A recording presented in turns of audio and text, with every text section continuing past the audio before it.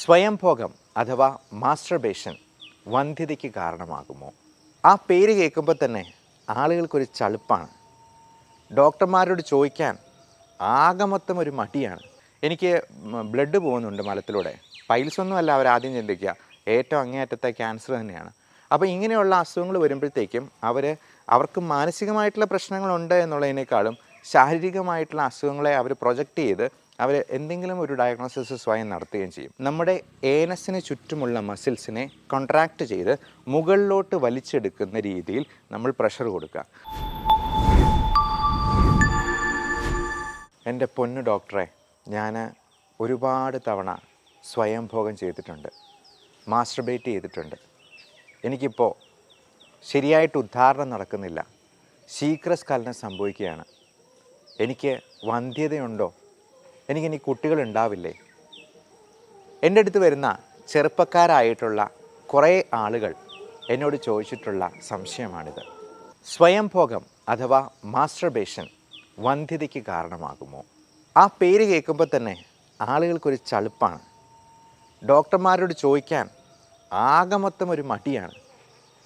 അവരെന്താ വിചാരിക്കുക? ഡോക്ടർമാർക്കാണെങ്കിൽ അതിലേറെ മടിയാണ്.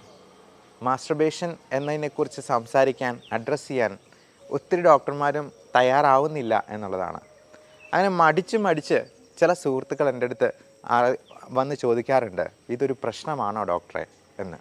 എൻ്റെ അടുത്ത് വരുന്ന രോഗികളോട്, ഇനി വരാൻ പോകുന്ന എൻ്റെ സുഹൃത്തുക്കളോട് ഞാൻ പറയുകയാണ്, നിങ്ങൾക്ക് ഇങ്ങനെയുള്ള കാര്യങ്ങൾ ചോദിക്കാനായിട്ട് യാതൊരു മടിയും വെക്കേണ്ട, അതിന് യാതൊരു ചമ്മലും വേണ്ട. എന്നെ നിങ്ങളുടെ ഒരു സഹോദരനായിട്ടോ സുഹൃത്തായിട്ടോ മാത്രം കണ്ടാൽ മതി. എന്നോട് ചോദിക്കാനുള്ള കാര്യങ്ങൾ യാതൊരു ചമ്മലും കൂടാതെ നിങ്ങൾക്കറിയാവുന്ന ഭാഷയിൽ വ്യക്തമായിട്ട് തന്നെ ചോദിച്ചോളൂ. അതിന് യാതൊരു തടസ്സവുമില്ല എന്നുള്ളതാണ്. കാര്യം എനിക്കും ഇതിനകത്ത് യാതൊരു ചമ്മലോ മടിയോ വെക്കരുത് എന്ന് സ്വയം നിർബന്ധമുള്ള ആളാണ്. ഒറ്റ വാക്യത്തിൽ ഉത്തരം പറയട്ടെ, സ്വയംഭോഗം എന്ന് പറയുന്നത് എല്ലാ വ്യക്തികൾക്കും ഒരു പ്രായം കഴിയുമ്പോൾ തനിയെ ചെയ്യുന്ന ഒരു പ്രക്രിയ തന്നെയാണ്. ഒരിക്കലും മാസ്റ്റർബേഷൻ കൊണ്ട് നമുക്ക് വന്ധ്യത ഉണ്ടാവില്ല. നമ്മൾ മൃഗങ്ങളെ എടുത്തെന്നാൽ, അല്ലെങ്കിൽ കൊച്ചു കുട്ടികളെ എടുത്തെന്നാൽ പോലും അവരുടെ ലൈംഗിക അവയവം കുഞ്ഞ് ലിംഗമാണെങ്കിലും അവിടെ ഒന്ന് പരിശോധിച്ച് നോക്കുന്നത് കാണാം. ചിലപ്പോൾ അവിടെ എന്തൊക്കെയാണ് അതിൻ്റെ ഒരു കൗതുകത്തിന് അവൻ എന്തൊക്കെയാണെന്നുള്ളതൊന്ന് നോക്കി ചിലപ്പോൾ അതേ പിടിച്ച് വലിച്ച് ഒക്കെ ഇങ്ങനെ ഓടി നടക്കുന്നതൊക്കെ കാണാറുണ്ട് കൊച്ചു കുട്ടികളുടെ ഇടയിൽ. മൃഗങ്ങളാണെങ്കിൽ പോലും ചിലപ്പോൾ ഇണയെ മാസ്റ്റർബേറ്റ് ചെയ്ത് കൊടുക്കുന്നത്, അല്ലെങ്കിൽ അവിടെ പോയി മണത്ത് നോക്കുകയോ നക്കി നോക്കുകയോ ഒക്കെ ചെയ്യുന്നത് മൃഗങ്ങളിലും കാണാറുണ്ട്. അപ്പം ഇതൊക്കെ പറയാനൊക്കെ നമുക്കൊരു ചളുപ്പുണ്ട്, ഒരു ചമ്മലുണ്ട്. ഞാൻ ആ ചമ്മലൊന്നും ഇല്ലാതെ തുറന്ന് സംസാരിക്കുകയാണ്. അപ്പം മൃഗങ്ങളിലുള്ള ഒരു സ്വാഭാവിക ചോദനയുടെ, പ്രകൃതിയിൽ തന്നെയുള്ള ഒരു സാധാരണ രീതിയുടെ ഒരു പ്രതിഫലനമാണ് നമ്മുടെ ഈ മാസ്റ്റർബേഷൻ. പിന്നെ സ്മാർട്ട് ഫോണൊക്കെ വന്നു കഴിഞ്ഞപ്പോഴത്തേക്കും നമ്മൾ ചിലപ്പോൾ പോൺ ഫിലിംസൊക്കെ കണ്ടുകൊണ്ട് മാസ്റ്റർബേറ്റ് ചെയ്യും, അല്ലെ അതുപോലത്തെ പടങ്ങൾ കണ്ടുകൊണ്ടും നമുക്ക് ഇഷ്ടമുള്ള ഒരാളെ കാണുമ്പോഴത്തേക്കും അയാളെ മനസ്സിൽ ധ്യാനിച്ചുകൊണ്ട് ചിലപ്പോൾ മാസ്റ്റർബേറ്റ് ചെയ്തിരിക്കും. അത് ആൺകുട്ടികളും പെൺകുട്ടികളും മാസ്റ്റർബേറ്റ് ചെയ്യുന്നുണ്ട്. പെൺകുട്ടികൾക്കും മാസ്റ്റർബേഷൻ ചിലപ്പോൾ ആവശ്യമായിട്ട് വരും. ഓരോരുത്തരുടെയും ലൈംഗിക താല്പര്യം അതിനെ സംതൃപ്തിപ്പെടുത്താനായിട്ട് അവർ മാത്രം ചിന്തിച്ചാൽ മതിയല്ലോ. ഈ മാസ്റ്റർബേഷൻ അങ്ങനെയുള്ളൊരു ഗുണവും കൂടെയുണ്ട്. ഇപ്പോൾ നമ്മുടെ നാട്ടിലൊക്കെ എന്ന് പറഞ്ഞാൽ മറ്റൊരാളുടെ കൂടെ കപട സദാചാരവാദികളുടെ ഒരു ക്യാപിറ്റലാണ് നമ്മുടെ നാട്. അത് നോർത്തിലോട്ട് പോയി കഴിഞ്ഞാൽ കുറച്ചുകൂടെ കൂടും. ഒരു ഭർത്താവും ഭാര്യയും കൂടെ ഒരു പൊതുസ്ഥലത്തുനിന്ന് കെട്ടിപ്പിടിച്ച് ഉമ്മ കൊടുത്തു എന്ന് പറഞ്ഞിട്ട് അവരെ ഉപദ്രവിക്കാൻ പോയിട്ടുള്ള നാട്ടുകാരാണ് നമ്മുടേത്. അപ്പോൾ അങ്ങനെയുള്ളപ്പോൾ പലപ്പോഴും മാസ്റ്റർബേഷൻ കൂടി ഇല്ലെന്നുണ്ടെങ്കിൽ മനുഷ്യർ സെക്ഷലി ഫ്രസ്ട്രേറ്റഡ് ആയി പോവുകയാണ് ചെയ്യുന്നത്. ഇനി അത് എപ്പോഴാണ് അപകടകരമായിട്ടുള്ള രീതിയിലേക്ക് മാറിപ്പോവുക എന്ന് പറയാം. പലപ്പോഴും പല തരത്തിലുള്ള മാനസിക പ്രശ്നങ്ങളുള്ളവർക്കും ഈ സെക്ഷുവലായിട്ടുള്ള ഫീലിങ്സ് അത് പ്രോപ്പറായിട്ടുണ്ടാവുന്നുണ്ടോ, എനിക്ക് എന്തെങ്കിലും പ്രശ്നമുണ്ടോ, എന്തെങ്കിലും കുഴപ്പങ്ങളുണ്ടോ എന്നിങ്ങനെ കൂടുതലായിട്ട് ചിന്തിച്ചുകൊണ്ടിരിക്കും. ഓവർ ആങ്സൈറ്റിയും അതിൻ്റെ കൂടെ ഉണ്ടാകുന്ന ഡിപ്രഷനും ചിലപ്പോൾ കുറച്ച് ബൈപ്പോളാറും ഒക്കെ ഉണ്ടെന്നുണ്ടെങ്കിൽ ഈ ഒരു കാര്യത്തെപ്പറ്റി ഭയങ്കരമായിട്ട് അവർ ചിന്തിക്കും. ഇപ്പോൾ മാനസിക രോഗമുള്ളവർ അവർക്ക് മാനസിക രോഗമുണ്ട് എന്നല്ല അവർ വിചാരിക്കുക. അവർക്ക് പലതരത്തിലുള്ള മറ്റ് ശാരീരിക അസുഖങ്ങളാണ് ഉണ്ടാവുക.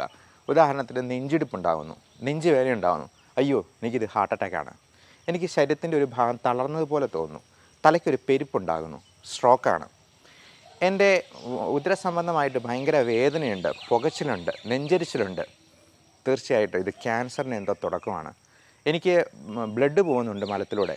പൈൽസൊന്നുമല്ല അവരാദ്യം ചിന്തിക്കുക, ഏറ്റവും അങ്ങേയറ്റത്തെ ക്യാൻസർ തന്നെയാണ്. അപ്പോൾ ഇങ്ങനെയുള്ള അസുഖങ്ങൾ വരുമ്പോഴത്തേക്കും അവർക്ക് മാനസികമായിട്ടുള്ള പ്രശ്നങ്ങളുണ്ട് എന്നുള്ളതിനേക്കാളും ശാരീരികമായിട്ടുള്ള അസുഖങ്ങളെ അവർ പ്രൊജക്റ്റ് ചെയ്ത് അവർ എന്തെങ്കിലും ഒരു ഡയഗ്നോസിസ് സ്വയം നടത്തുകയും ചെയ്യും. പലപ്പോഴും ഈ സെക്ഷൽ ആയിട്ടുള്ള പ്രോബ്ലംസിന് സംഭവിക്കുന്ന അതാണ്. ഇനി ചില ആൾക്കാരിൽ പല അസുഖങ്ങൾ കൊണ്ട് ഈ ശീഘ്രസ്ഖലനവും ഉദ്ധാരണക്കുറവും ഉണ്ടാകാറുണ്ട്.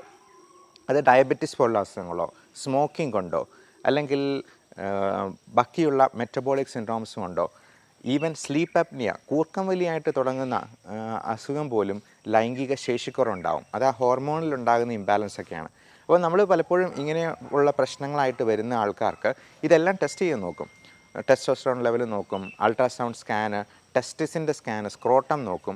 അതിൽ ടെസ്റ്റിസിൻ്റെ വലിപ്പം, നീളം എല്ലാം കറക്റ്റാണോ എന്ന് നോക്കും. ചിലരൊക്കെ പ്രൊട്രാക്ടറൊക്കെ വെച്ച് അവരുടെ ആംഗിളൊക്കെ അങ്ങോട്ടും ഇങ്ങോട്ടും ചെരിഞ്ഞിരിക്കുന്നു എന്നൊക്കെ പറഞ്ഞു വരാറുണ്ട്. കാര്യം ഇതിനെപ്പറ്റി ഭയങ്കരമായിട്ടുള്ള ഓവർ തിങ്കിങ് അവർ കൊടുക്കുകയാണ്, അവർ തന്നെ ചെയ്യുവാണ്. അപ്പം സ്കെയിൽ വെച്ചിട്ട് മെഷർ ചെയ്തിട്ട് എനിക്ക് ഇത്ര സെൻറ്റിമീറ്ററേ ഉള്ളൂ വലിപ്പം, അല്ലെങ്കിൽ ഇത്ര ഡിഗ്രിയിൽ ചെരിഞ്ഞിരിക്കുന്നത്. പുരുഷലിംഗം എന്ന് പറയുന്നത് സ്വാഭാവികമായിട്ടും ഒരല്പം ചെരിഞ്ഞാണ് ഇരിക്കുന്നത്. അത് ആദ്യമേ തന്നെ മനസ്സിലാക്കുക. മാത്രമല്ല ഇതിൻ്റെ വണ്ണത്തിലോ എണ്ണത്തിലോ അല്ലെങ്കിൽ നീളത്തിലോ ഒന്നുമല്ല. നമ്മളിപ്പോൾ ആഫ്രിക്കക്കാരൻ്റെ ലിംഗവുമായിട്ട് നമ്മൾ കമ്പയർ ചെയ്യേണ്ട ആവശ്യമൊന്നുമില്ല. കാരണം നമ്മുടെ ലിംഗത്തിൻ്റെ ശക്തിയോ അല്ലെങ്കിൽ അതിൻ്റെ നീളമോ ഒന്നുമല്ല അതിനകത്ത് ഏറ്റവും കാര്യമായിട്ടുള്ളത്. നമ്മൾ അതിന് കൊടുക്കാനുള്ളൊരു മനസ്സാണ്. അപ്പോൾ ഈ മനസ്സുണ്ടെന്നുണ്ടെങ്കിൽ നമുക്ക് ചലനശേഷിയുള്ള ഒരു വിരൽ മാത്രം മതി നമ്മുടെ ഇണയെ സംതൃപ്തിപ്പെടുത്താൻ. കഴിഞ്ഞ ദിവസം വന്നൊരു പേഷ്യൻറ്റും വൈഫും കൂടിയാണ് വന്നത്. അദ്ദേഹം ഇങ്ങനെ നിരന്തരം എനിക്ക് അത് പറ്റുന്നുണ്ടോ എന്നിങ്ങനെ, എനിക്ക് എന്തോ പ്രശ്നമുണ്ടെന്ന് ഇങ്ങനെ കോംപ്ലക്സ് വെച്ചുകൊണ്ടിരിക്കുകയാണ്. അപ്പോൾ ഭാര്യ സൈഡിലിരുന്ന് ഇടയ്ക്കൊന്ന് ചെറുതായിട്ട് ചിരിക്കുകയൊക്കെ ചെയ്യുന്നുണ്ട്. അപ്പം പരിപാടി ചോദിച്ചു, എന്തിനാണ് ചിരിക്കുന്നത്, പരിഹസിക്കാൻ പാടില്ല എന്ന് പറഞ്ഞപ്പോഴത്തേക്കും ഭാര്യ പറഞ്ഞു, എൻ്റെ ഡോക്ടറെ ഞാൻ പറഞ്ഞതാ, ഒരു കുഴപ്പവും ഇല്ല, ഒരു പ്രശ്നവും ഇല്ല ആൾക്ക്. പക്ഷേ ആൾക്ക് അത് പോരാന്ന് ഇങ്ങനെ തോന്നുന്നത്. എൻ്റെ അടുത്ത് എപ്പോഴും ചോദിച്ച് എന്നെ കൂടി ടെൻഷൻ ആക്കുക, എനിക്കും ഭ്രാന്ത് പിടിക്കുന്ന. കല്യാണം കഴിഞ്ഞിട്ട് 1 മാസം ആയുള്ളൂ. അപ്പോൾ അന്നേരത്തിനും ഭാര്യയും കൂടി ആകെ മനസ്സുമടുത്ത് പോവുകയാണ്. അപ്പം ഭാര്യയ്ക്ക് ചിലപ്പോൾ എപ്പോഴും ഇത് വേണം എന്നും ചെയ്യാനായിട്ട് നോക്കും, സെക്സ് ചെയ്യാനായിട്ട് നോക്കും, എന്നാൽ അത് പരാജയം അടയുകയാണ്. വീണ്ടും അയാൾക്ക് സ്വയം എന്തോ പ്രശ്നമുണ്ടെന്ന് ഇങ്ങനെ കോംപ്ലക്സ് തോന്നിക്കൊണ്ടിരിക്കുകയാണ്. ശരിക്കും ആ ഓവർ തിങ്കിങ് കൊണ്ടുള്ള, അമിത ചിന്ത കൊണ്ടുള്ള പ്രശ്നമാണ്. ചിന്തിച്ചാലൊരു അന്തവും ഇല്ല, ചിന്തിച്ചില്ലെങ്കിൽ ഒരു കുന്തവും ഇല്ല എന്ന് പറയുന്നത് പോലെ. അപ്പം നമ്മൾ ഒത്തിരി ചിന്തിക്കുന്നതും അത് മാനസിക രോഗം, ഭ്രാന്ത് എന്നൊക്കെ പറഞ്ഞിട്ട് നമ്മൾ അതിനെ പരിഹസിച്ച് തള്ളരുത്. നമുക്ക് എല്ലാവർക്കും ജലദോഷം വരുന്ന പോലെ, പനി വരുന്നത് പോലെ നമുക്ക് എല്ലാവർക്കും ഈ പറയുന്ന പ്രശ്നങ്ങളൊക്കെ ഉണ്ടാകും. ഓവർ തിങ്കിങ് നമുക്ക് എല്ലാവർക്കും ഉള്ളതാണ്. അപ്പോൾ അതിനെ കണ്ടെത്തി കറക്റ്റ് സമയത്ത് അതിനെ ചികിത്സ കൊടുത്തില്ലെന്നുണ്ടെങ്കിൽ ചിലപ്പോൾ അത് വലിയ പ്രശ്നങ്ങളിലേക്ക് നയിക്കപ്പെടും. അതുകൊണ്ട് അതിനൊന്നും നമ്മൾ മടി കാണിച്ച് നിൽക്കാതെ, പുറംതിരിഞ്ഞ് നിൽക്കാതെ അതിന് കൃത്യമായിട്ടൊരു എക്സ്പേർട്ട് ഡോക്ടറിൻ്റെ അടുത്ത് പോയി ചികിത്സ തേടുക. ഇങ്ങനെയുള്ള കാര്യങ്ങൾ തുറന്ന് സംസാരിക്കാവുന്ന, നിങ്ങൾക്ക് ഒരു സുഹൃത്തെന്ന് തോന്നാവുന്ന, ഒരു സഹോദരനെന്ന് തോന്നാവുന്ന ഒരു ഡോക്ടറിനെ, അല്ലെങ്കിൽ ഒരു പെങ്ങളെ പോലെ കണ്ട് സംസാരിക്കാൻ പറ്റുന്ന ഡോക്ടറെ കണ്ടുപിടിച്ച് അവരുടെ അടുത്ത് പോയി ട്രീറ്റ്മെൻറ്റ് എടുക്കുക. ഇപ്പം ഗൈനക്കോളജിസ്റ്റിൻ്റെ അടുത്താണെങ്കിലും നമുക്ക് പലപ്പോഴും ആണുങ്ങളുടെ കാര്യങ്ങൾ വ്യക്തമായിട്ട് തുറന്ന് പറയാൻ പറ്റില്ല. അപ്പം ഈ ഒരു മേഖല ഒരുപാട് ചൂഷണം ചെയ്യപ്പെടുന്ന ഒരു വേദി കൂടിയാണ്. അതിന് ആയുർവേദത്തിൻ്റെ ലേബലിൽ വരുന്ന പല മരുന്നുകളും വിപണിയിലുണ്ട്. അതിൻ്റെ ശക്തി കൂട്ടും, അതിൻ്റെ വലിപ്പം കൂട്ടും എന്നൊക്കെ അവകാശപ്പെടുന്ന പലതരത്തിലുള്ള മെഷീനും എണ്ണയും ലേബനും എന്നില്ല. എല്ലാ തരത്തിലുള്ള ചൂഷണങ്ങളും ഈ പറയുന്ന പ്രശ്നങ്ങൾക്ക് ഒരു വേദിയാവുന്നുണ്ട്.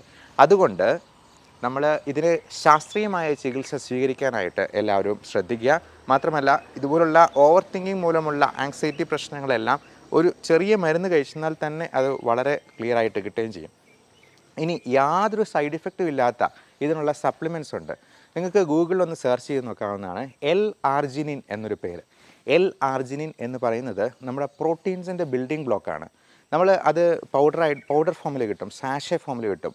അതിന് സ്വല്പം വില കൂടുതലുണ്ട്. അപ്പോൾ എല്ലാ ദിവസവും നമ്മൾ ഇതിൻ്റെ സാഷയായിട്ട് ഇതിൻ്റെ കൂടെ കുറച്ച് വൈറ്റമിൻസും സപ്ലിമെൻറ്റ്സും എല്ലാം കൂടെ ചേർത്ത് ഈ ലൈംഗിക ഉത്തേജനത്തിന് വേണ്ടി തന്നെയുള്ള പ്രത്യേക തരത്തിലുള്ള മോഡേൺ മെഡിസിനാണത്.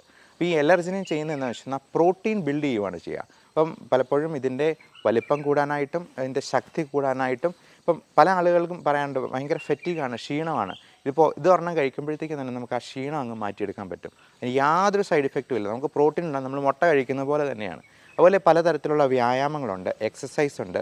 കിഗൽ എക്സസൈസ് എന്ന് പറയും. ഇപ്പം ആണുങ്ങൾക്ക് അതിന് കിഗൽ എക്സസൈസ് ചെയ്യുന്നത് വഴി നമുക്ക് അതിൻ്റെ ഉദ്ധാരണക്കുറവും ശീഘ്രസ്ഖലനവും നമുക്കൊരു പരിധി വരെ പരിഹരിക്കാൻ പറ്റും. ഈ കിഗൽ എക്സസൈസ് എന്താണ് എന്നുള്ളത് ലഘുവായിട്ട് നമുക്കൊന്ന് പറയാം.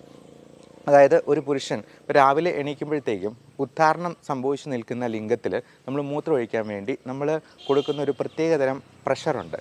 ആ പ്രഷർ കൊടുക്കുന്ന എക്സസൈസിനെയാണ് കിഗൽ എന്ന് പറയുന്നത്. വേറൊരു തരത്തിൽ പറഞ്ഞാൽ നമ്മുടെ ഏനസിന് ചുറ്റുമുള്ള മസിൽസിനെ കോൺട്രാക്റ്റ് ചെയ്ത് മുകളിലോട്ട് വലിച്ചെടുക്കുന്ന രീതിയിൽ നമ്മൾ പ്രഷർ കൊടുക്കുക. അത് ഇരുന്നുകൊണ്ടോ നിന്നുകൊണ്ടോ ചെയ്യാവുന്നതാണ്. അപ്പോൾ ഇരുന്നോ നിന്നോ ചെയ്തിട്ട് ഈ ഏനസിൻ്റെ മസിൽസ് എത്ര കണ്ട് നമ്മൾ കോൺട്രാക്റ്റ് ചെയ്ത് മുകളിലോട്ട് വലിച്ചെടുക്കുന്നു, അത് നമ്മുടെ വയറിൻ്റെ പ്രഷർ കൂട്ടുന്നത് വഴി നമുക്ക് ചെയ്യാവുന്നതാണ്. അപ്പോൾ ഇത്തരത്തിലുള്ള പല രീതിയിലുള്ള മൾട്ടി ഡിസിപ്ലിനറി അപ്രോച്ച് ഇങ്ങനെയുള്ള അസുഖങ്ങൾക്കുണ്ട് എന്ന് മനസ്സിലാക്കുക. ഈ ഒരു പ്രശ്നം അഡ്രസ്സ് ചെയ്യപ്പെടാതെ പോകരുത്. എല്ലാവർക്കും നല്ല സെക്ഷുവൽ ഹെൽത്ത് കൂടി ആശംസിക്കുന്നു. Thank you.